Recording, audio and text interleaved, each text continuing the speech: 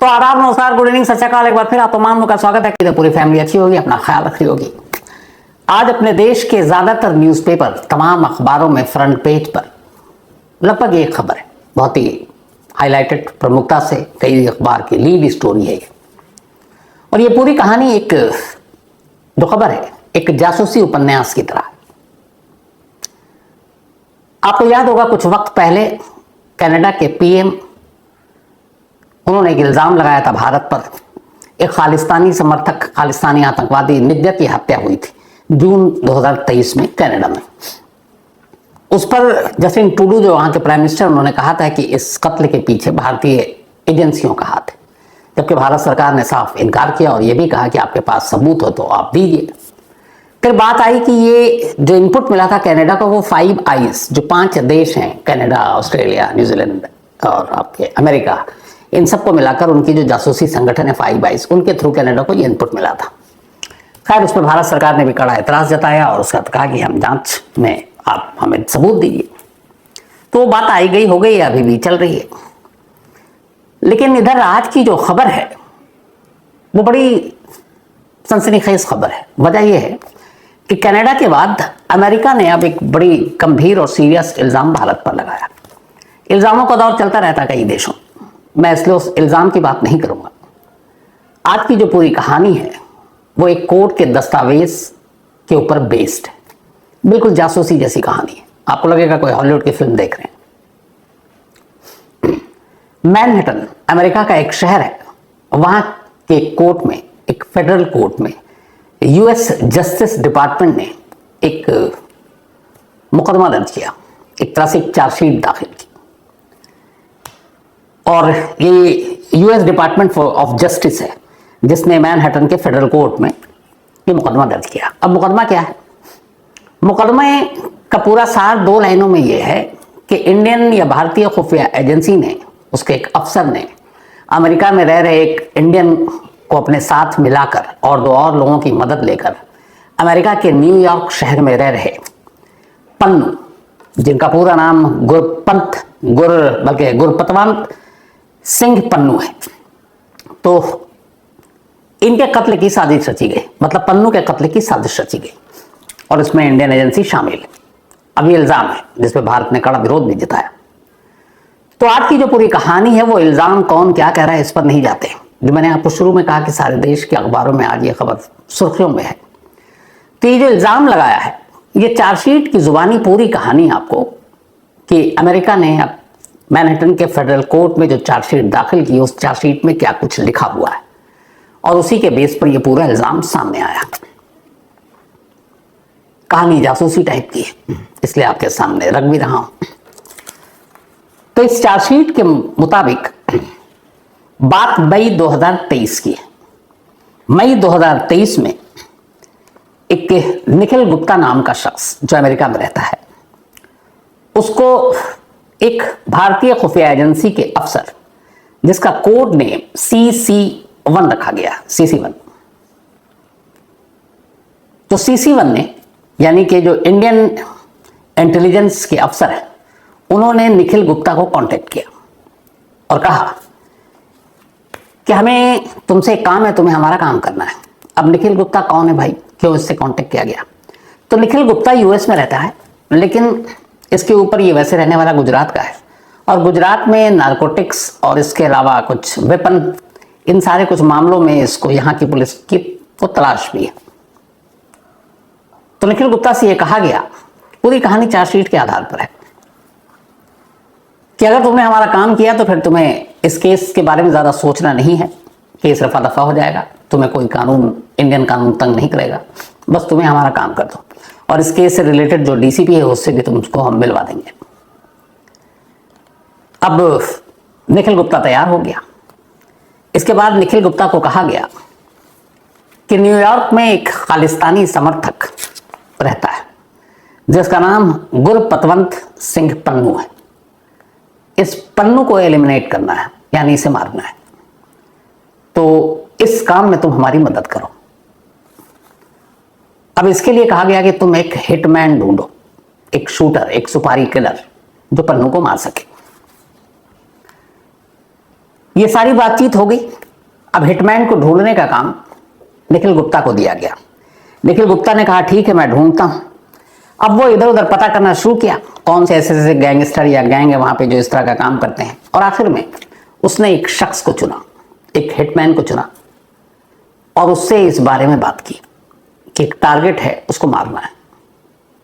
वो तैयार हो गया।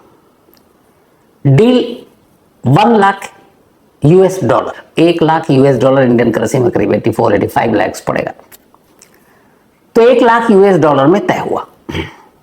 1 लाख US डॉलर के बाद अब उसमें हिटमैन ने कहा ठीक है हम काम करेंगे।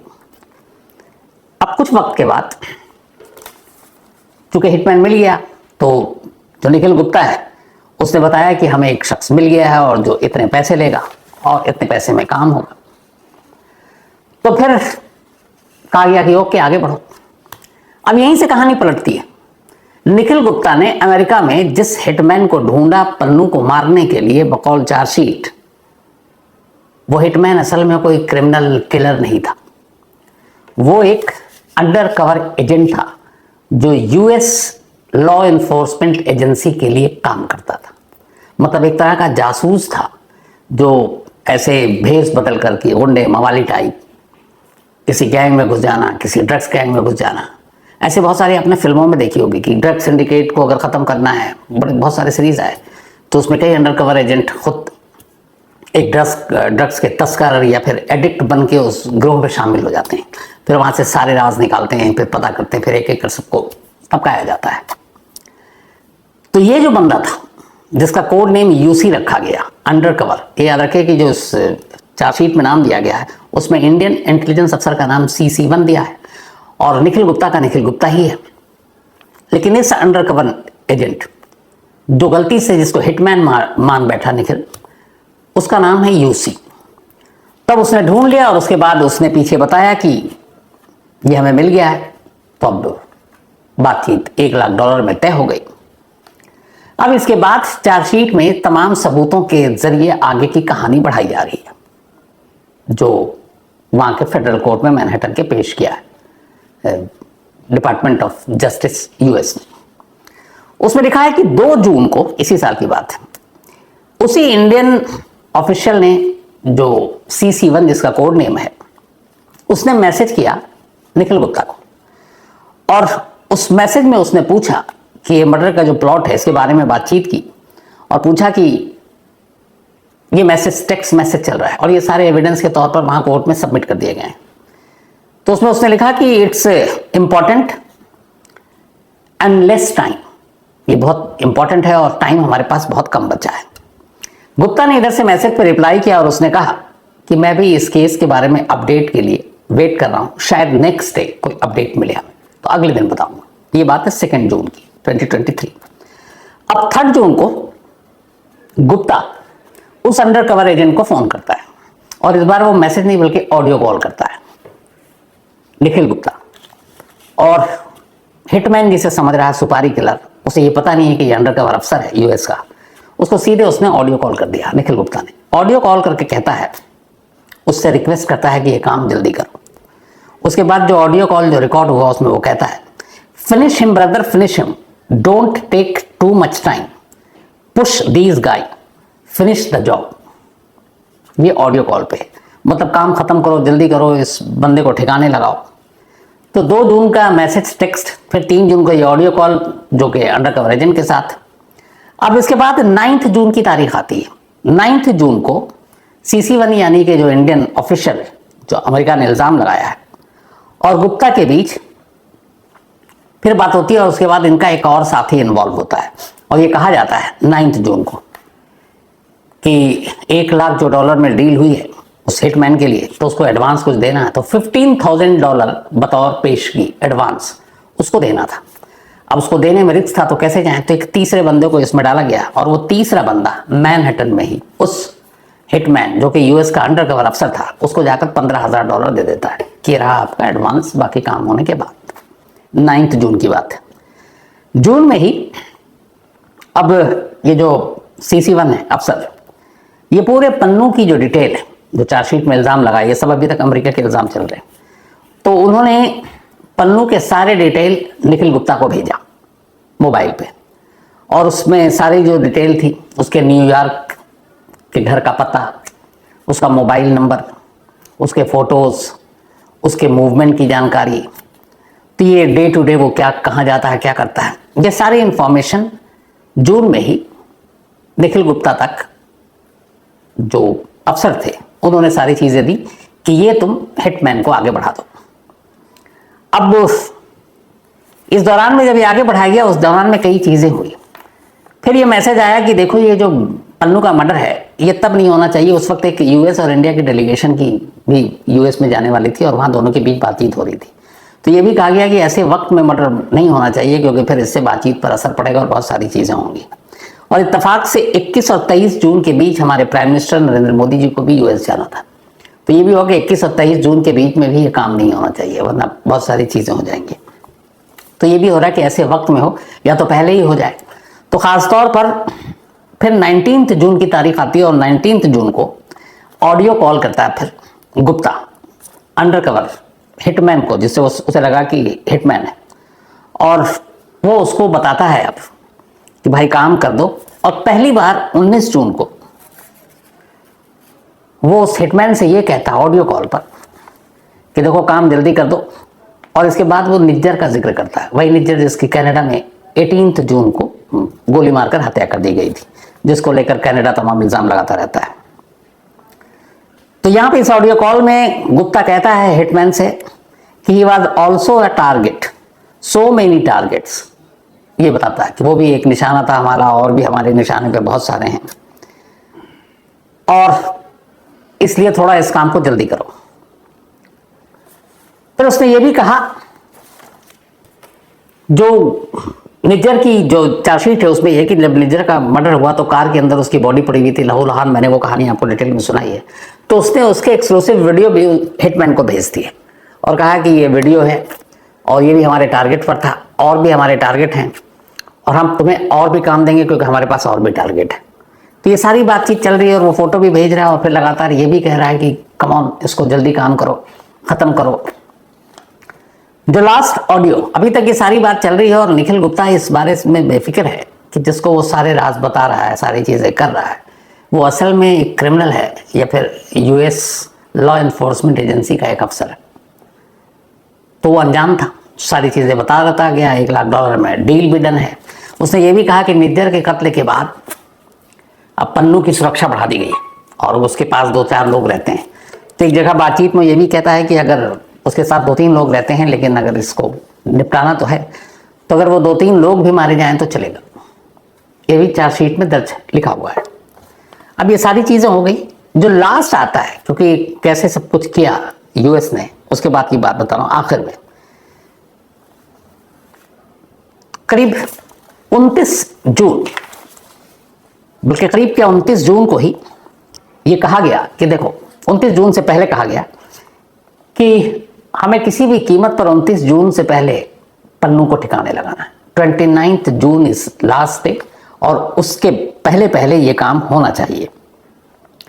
तो 29 जून डेडलाइन दिया गया हिटमैन को। अब हुआ ये कि मई में ये शुरू हुआ चार्जशीट के हिसाब से सारी साजिश, ताना बाना, और बात चलती रही। पैसे भी 15,000 चले गए, ऑडियो कॉल भी आ गया, मैसेजेस भी आ गए, ये सब रिकॉर्ड होते गए और इसको पता ही नहीं निखिल गुप्ता को। अभी आया कि 29 जून लास्ट, 29 जून से पहले ये काम खत्म करना है। 29 जून बीता, 29 को कुछ हुआ नहीं, लेकिन अब तक इतना मसाला तैयार हो चुका था। यूएस की जो अपनी उनकी खुफिया एजेंसी, चाहे एनएसए हो या CIA हो, कि 30 जून को 2023 30 जून को इन सारे सबूतों के दम पर वहां की एजेंसियों ने निखिल गुप्ता को अरेस्ट कर लिया। अरेस्ट करने के बाद उससे पूछताछ हुई। पूछताछ के बाद फिर उसने बयान दिया और उसने एक्सेप्ट कर लिया कि हाँ, मुझे ऐसे ऐसे पन्नू को मारने के लिए हायर किया गया था। मैंने एक हिटमैन को हायर किया और मुझे एक इंडियन एजेंसी का अफसर जो कोड नेम CC1 है, उससे मेरी बात होती थी। वो नंबर, वो चैट, वो कॉल, वो ऑडियो मैसेज, सारी चीज़ें उनके हाथ में थी। और इसी के बाद फिर उन्होंने निखिल को अरेस्ट करने के बाद कोर्ट में पेश किया और मैनहट्टन कोर्ट में फेडरल कोर्ट में ये मुकदमा शुरू हुआ, चार्जशीट दाखिल कर दी गई। इसमें 4 लोगों को आरोपी बनाया गया, एक निखिल, दूसरा CC1 और 2 और हैं जिन्होंने मदद की पेशगी में और कुछ और इंतजाम करने में। तो ये तो रही पूरी कहानी जो आज अखबारों में हर जगह सुर्खियों में है। अब इसके बाद हुआ ये कि जब 30 जून को अरेस्ट किया गया, ये सारा खुलासा हुआ, उससे पहले उसी महीने 18 जून को निज्जर की कनाडा में हत्या हो चुकी थी, उंगली इंडिया पे उठ रही थी, इंडिया लगातार हमने मना किया। तो फिर अब ये हो गया, अब यूएस के पास सबूत आया। अब जो शुरुआत से हम लोग बात कर रहे थे 5 आइज, और फिर आया कि हमारी विदेश मंत्रालय ने भी कहा, बल्कि कनाडा ने कहा कि ये हमें 5 आइज से भी इनपुट मिला था निज्जर को लेकर। तो 5 आइज को कहां से मिला था? तो असल में कहानी ये है कि 5 आइज को ये सारी चीजें इसी इंसिडेंट से मिली जब निखिल गुप्ता एक हिटमैन को, जो कि अंडरकवर एजेंट है यूएस का, उससे सारी बात कर रहा है, उसको डिटेल दे रहा है, सारी बातें कर रहा है। तो फिर उनके कान खड़े हुए और उसके बाद फिर उन्होंने तफ्तीश की, फिर उन्होंने अपने साथी जो 5 आइज की कनाडा को ये जानकारी दी, और उसके बाद फिर अमेरिका की खुफिया एजेंसी CIA के चीफ, वहाँ के नेशनल सिक्योरिटी जो एडवाइजर NSA, जैसे हमारे अजीत डोभाल है यूएस के, वो हमारे NSA चीफ यानी डोभाल से मिले, ये सारे सबूत रखे।